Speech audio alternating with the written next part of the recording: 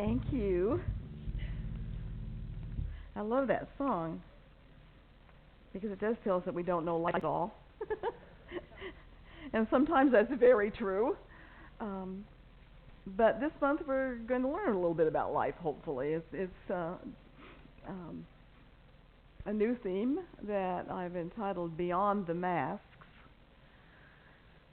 And since so many of us are seniors, I know there's some in this room who are not. So, but some of the ideas still apply to you, even if you're younger than us. So join us. But since so many of us are seniors, I want to look at ways that we can enhance our second half of life. And I'm using the ideas from Dr. Angeles Arrien's book by the same name, The Second Half of Life. She was a cultural anthropologist who saw value in the way that indigenous cultures use inner resources like the symbols and images and metaphor found in things like a vision quest, a sweat lodge, or a shaman's journey to the underworld. And most of us, growing up in the West, we had very little to do with encounters like that, and we're just now beginning to tap the surface. When I was a young woman, I never heard the word meditation, let alone visualizing and setting conscious intentions. Those things were not in the vocabulary where I grew up. So I believe now, since I've been studying this for some time, that these inner resources that she talks about are every bit as important as the outer resources of our rational thinking, in which reasoning and analyzing and organizing lead to a logical conclusion or action. So like Dr. Arrien, I look at our aging process as an initiation into a new world using some of these tools and a new way of being in it. Dr. Arrien writes, the second half of life is the ultimate initiation.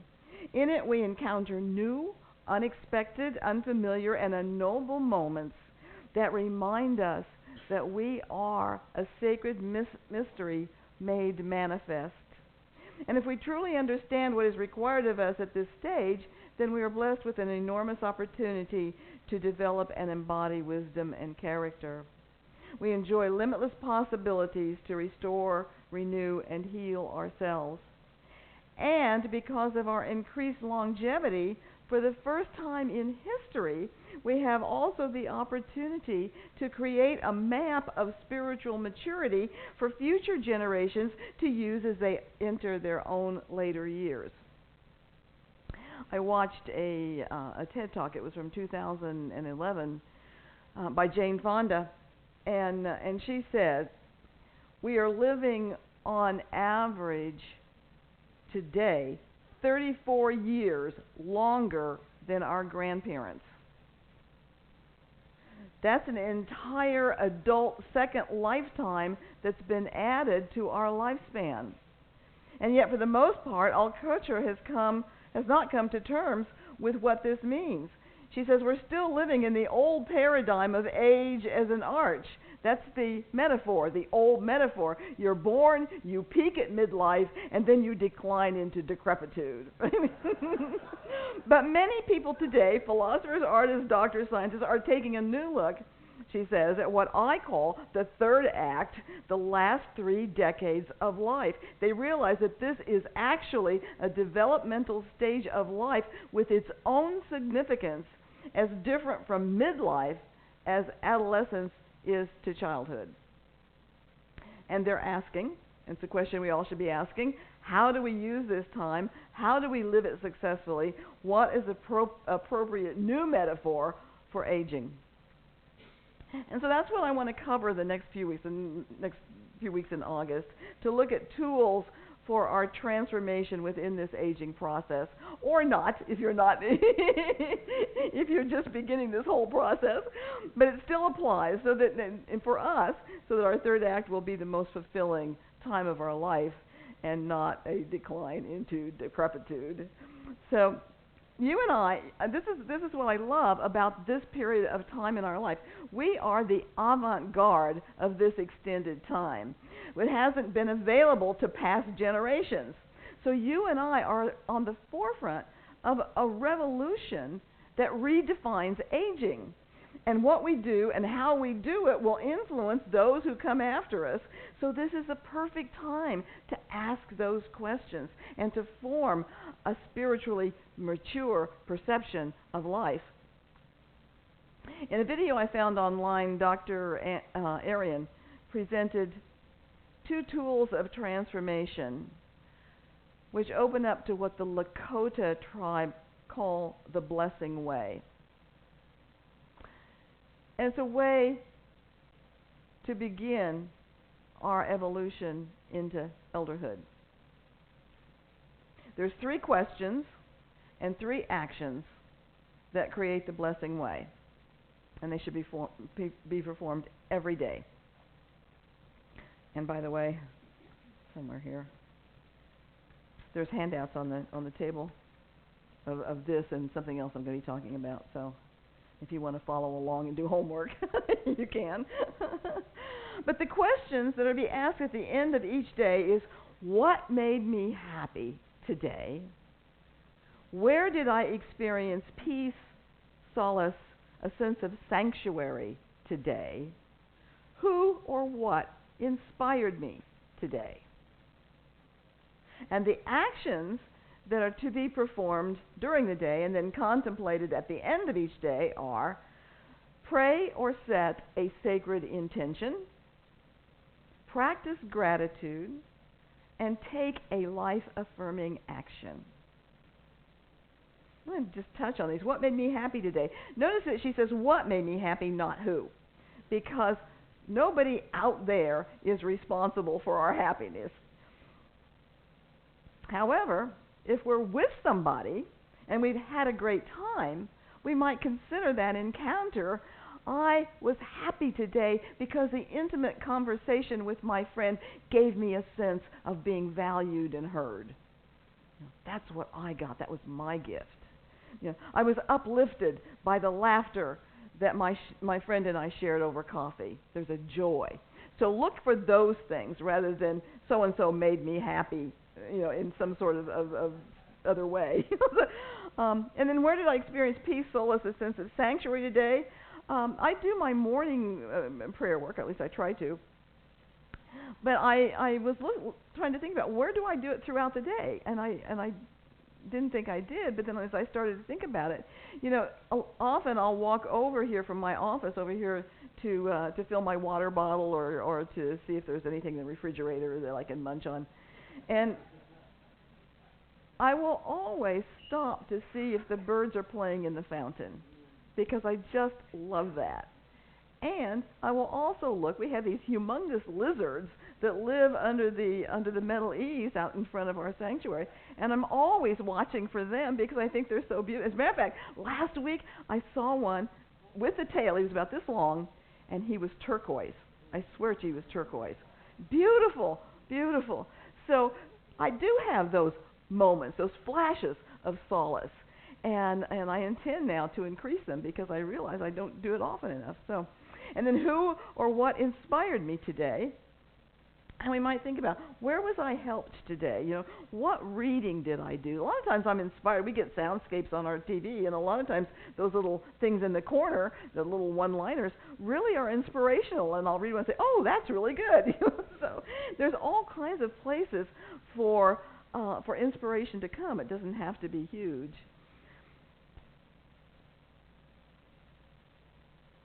And then I also suggest that we journal all this stuff. I think if you want to get a journal and do this, it'll be easier to look back on and to add to. Because she suggests that we do journaling about it, and she also says that don't be discouraged if nothing comes up in answer to a question or where because where these questions. I'm sorry. Don't be discouraged if nothing comes up, okay? Because if we keep at it, the answers will start to come. The things that we didn't see before will become more vivid in our lives. I mean, I told you a gazillion times that when I first started a gratitude journal, all I could think of was I found a nickel on the street. But in 30 days, one page wasn't enough. But you have to start somewhere. It's like priming the pump. And the three actions then are the act of praying or setting a sacred intention. And it can be just a small intention. Today I see love in every face. Just as simple as that. I intend to be love in every encounter. There's a whole little thing. And just write it down and keep it with you so that is your prime mover of the day. And the action of practicing gratitude, I don't need to tell you about this. We all know. And we all know, too, that being grateful opens our hearts and minds to all the miracles that are all around us that are closed off when we're negative or resentful or holding a grudge. Take a life-affirming action. And again, this can be something tiny. It can be holding the door for the person that is behind you. It can be a random act of kindness, an anonymous one, or it can be a moment. It can be a moment where you used your courage to stand up in a place where you'd been unable to before, or any kind of act of compassion. So if we do this on a daily basis, then we're going to be following the blessing way, and we're going to be able to see the blessings that fill our life. And some of them we probably never even noticed, but they were always there. They were always there. So that's our overarching ideas for the month. And I want to shift gears now and talk about today's topic is discovering our true faith. In her studies of many cultures, Dr.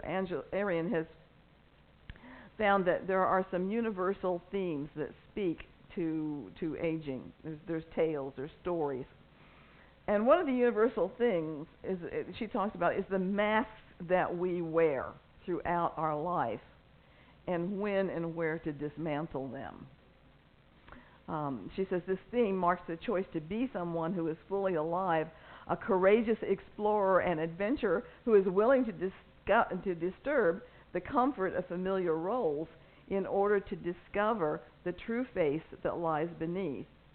In dismantling old masks, we are moving from doing to being, from ambition to meaning, from I to we, and this is where we take a hard look at where our ego may be covering our true face. I think for most of us, we live the first half of our lives in the ego world. Appearances were important. How well we did in school, how popular we were, how we succeeded in getting the job and the promotions. Did we live in the right neighborhood? Did we have the right home, the right car? All those things that indicated our success or our failure. Or how many of us have been people pleasers to the extent that we squelched our own essence to be what others wanted us to be. And even now, the ego could be making choices for us that are not in our best interest. Marianne Williamson in A Return to Love, and I love this statement, I think I've used it before, but Marianne, she said, the ego is like a gravitational force field built up over eons of fearful thinking, which draws us away from the love in our hearts. The ego is our mental power turned against ourselves. It is clever, like we are, and smooth talking, like we are, and manipulative, like we are. The ego doesn't come up to us and say, "Hi, I'm your self-loathing." It's not stupid because we're not. Rather, it says things like, "Hi, I'm your adult, mature, rational self. I'll help you look out for yourself." It teaches us selfishness, greed, judgment, and small-mindedness. But remember, there's only one of us here. What we give to others, we give to ourselves. What we withhold from others, we withhold from ourselves. In his book, Shadow Dance, David Richo creates an acronym for the ego's face: fear, attachment, control, and entitlement. FACE. So as we move from ambition to meaning, from ego to essence, we need to look at where we are holding on to ego's face of fear, ego's face of attachment, of control, or of entitlement, and what is the new face, the new identity that we are going to incorporate when we release the old. So we're talking about moving from fear to curiosity. That's what David Richo says. from fear to curiosity. Living with the face of ego, fear takes a dominant role. The things we say, think, do are often motivated around fear. Fear of the unknown, fear of failure, fear of what others will think. But now, with our experience and our wisdom, we can take a second look at those things which have appeared fearful. And we can begin to see them from a different light. We know now that many of the things in the past that we were frightened of either didn't happen, or if they did happen, often ultimately created a better experience than what we had had before. Sometimes our fears are hard to recognize, and so the idea is to reflect on some of our excuses. Where are we saying no to something that sounds interesting? Why are we letting fear stand in the way of our curiosity? Jesus told his disciples, and it's a message for today and for all of us, fear not, little flock, for it is the Father's good pleasure to give you the kingdom. When we let fear stand in the way, we are not accepting Spirit's kingdom of joy. We are not moving from ego to essence. Moving from attachment to letting go, it may sound strange, but I believe that when we are attached to someone or something, then we can't truly love it. Because attachment comes from the ego world, and it keeps the essence of that person in the shadows. In a Joseph Campbell Companion, Reflections on the Art of Living, Joseph Campbell talks about his experience with attachment when he participated in a ritual with 49 other people. And he says, we were divided into 7 groups and told to spend a day thinking of 7 things without which we'd not want to live, most treasured things of our life. And we were told to gather 7 little objects, small enough to hold in our hand, that represented our 7 cherished things, and we were to know which one was which. In the evening, we went down to the mouth of a cave that had a wooden door on it. In front of the door was a man wearing the mask of a dog, Cerberus at the gate of hell. Right? And he put his hand out and said, "Give me that which you least cherish." And we gave him that which we least cherished, and he opened the door. And then we proceeded forward throughout the cave, holding the 6 remaining objects that we cherished, and on 5 further occasions we were asked to surrender that which we least cherished until we were left with the one object that represented what we treasured most. Then we came to an exit where 2 people stood, and before we could go through the exit, we had to give up that most treasured piece. And Joseph Campbell says, I can tell you this ritual really worked. You found out what your most valued treasures were, and the order in which you gave them up was revelatory. We did something similar like this in class one time. I did a class on this, and I had to give up. I had our students give up things. And I remember one lady says, "Well, there goes my husband." But he goes on to say, the exciting thing to me was the actual experience. Watching your earlier bondages go really did change your feeling for the treasures you'd given up. This is the key. It increased your love for them without the tenacity. So in redefining ourselves and creating our new identity, it's important that we look at where we can shift from attachment to letting go. Because giving up our attachments doesn't mean that we don't care. In fact, as Joseph Campbell says, it increases our love, but without the need to cling. Moving from control to trust. And in our early years, as I said, it was important to be in control. We wanted to be as young adults, we were in control of our children so they wouldn't hurt themselves. We were in control of our employees so they'd do a good job. We were in control of what we did in our job so we could get the promotion. And it was important that we made things happen. But as we age, for most of us, there's a natural transition into a more spiritual view of life. We learn to trust the process. And from the perspective of the science of mind, we learn that we are part of something bigger that knows what to do, when to do it, and how to do it, so that our job then becomes listening to that inner voice, that is in harmony with that bigger something. Our founder, Dr. Ernest Holmes, says the great identification then is to come to believe with absolute certainty that there is something in you that is divine. It is eternal, it is transcendent, it is immanent. Gradually chip away everything that would hide the sight of the integrity of your own soul. It is the only thing you have. It is the only thing you brought with you. It is the only thing you will take with you into the beyond. This is the starting point. Trust yourself, believe in yourself, because you believe in God. So in changing our identity from ego to essence, we stop our control and step into trust. My friend from Florida, Reverend Maria Clemente, gave me the statement, we don't need to make things happen, we need to make them welcome. So by trusting Spirit, we welcome the new experiences into our lives and the joy that they bring. Moving from entitlement to humility, the E, the end letter of faith.